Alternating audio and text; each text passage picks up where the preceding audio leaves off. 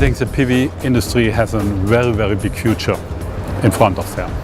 We need photovoltaic because we need new electricity to protect the climate. We need it to reduce the problems with peak oil, and we need also a lot of new jobs. And everything is coming from renewable energies, and photovoltaics plays a very, very important role within the renewable energies. The potential of the solar is enormous. The potential of technology is there, but the very important cost reduction and competitiveness gain still remains to be done. The opening of huge markets like China and India or other emerging countries like Brazil or South Africa is an enormous opportunity, and I look forward this to happen. This would definitely open a sustainable PV industry in the future. I think the private sector plays a very important role in investing in renewables and including also photovoltaics. I think our example so far is quite unprecedented, probably because we've invested close to $800 million to date and just over the last 18 months in a range of technologies from solar thermal, solar photovoltaics to wind and offshore wind. And for us it's been working very well because we've been doing it for two reasons. One is to bring additional renewable energy to the grid at scale, but also to make a good financial return. And that's working out. Well, the future of solar is bright. That's what I certainly believe. I think that every year that I've worked in the industry, the cost has come down tremendously. The technologies have dramatically increased in efficiency as well as innovation and ideas. So I see the future of solar of reaching both grid parity as well as cost competitiveness sometime in the next 6 to 8 years globally. And I see a shift in mentality, basically a grassroots mentality coming from the people where they, from both a health perspective, a safety perspective, a reliability perspective, and ultimately soon an economic perspective, that they want renewable energy as opposed to fossil fuel. I think we are at crossroads. The effort on saving costs for kilowatt hours and of being competitive is increasing, but we see that altogether the PV branch is very successful and is evolving in a direction and at a speed which is very satisfactory. Politicians most importantly have to be reliable and predictable.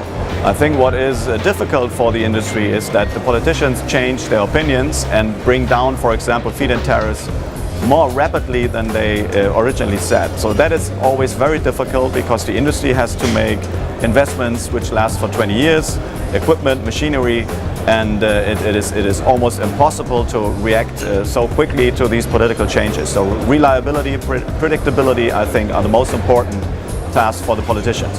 With this cost curve so steeply and steadily going down, we will become competitive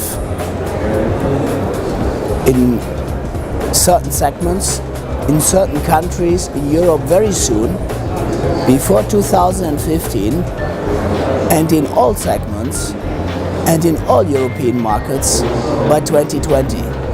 So the message is PV is a competitive solution, a cost competitive solution to supplying power, and particularly locally at the distributed level, and that will only increase further the share of PV in the European energy mix. The future of the solar electricity industry globally is extremely encouraging. We've seen massive investments going into solar production, manufacturing capacities over the last few years. That's built up enormous economies of scale globally, basically. We've seen prices moving down dramatically. The end customer has never had it so good. To my mind, the industry is doing a lot in terms of showing that they became a mature industry. They're showing that they can drive down costs. In this respect, industry is doing a lot.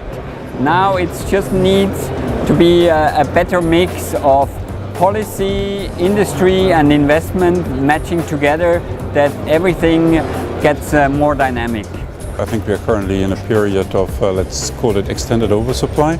So for the participants in the industry, it means a period of enhanced competition, which is challenging for the industry, but on the other hand, it's of course good for the market because it will improve competitiveness and open up new markets.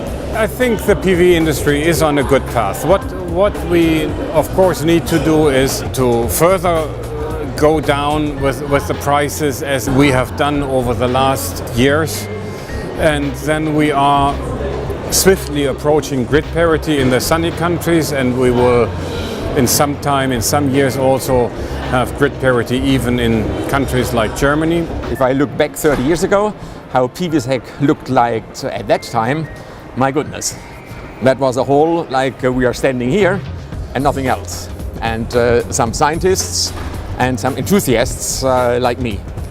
So that has obviously dramatically changed. We now see really state-of-the-art industry and industrialization processes. Also, you go through the halls and you really see materials, equipment, products all over the whole value chain. So it's great to walk through the halls. It's a very high level and a fine level of technical information, which is really important. It's crucial to keep in touch with technologies that are maturing and becoming commercial. It also has this exhibition side where there's B2B and little events like the EPIA event where people can get together and talk on a business level. So conferences like this have been the traditional high points of the industry. These conferences, I have to tell you, from an old PV person, I've been around 14 years now, which makes me sort of, I guess, a middle-aged PV person, because some have been around a lot longer, are really in my heart and soul, because they bring the old industry together with the new industry, give you a chance for, gosh, this dates me, but younger people to really meet up with the scientists that founded this industry, the pioneers. There would not be an industry without the people that struggled early on.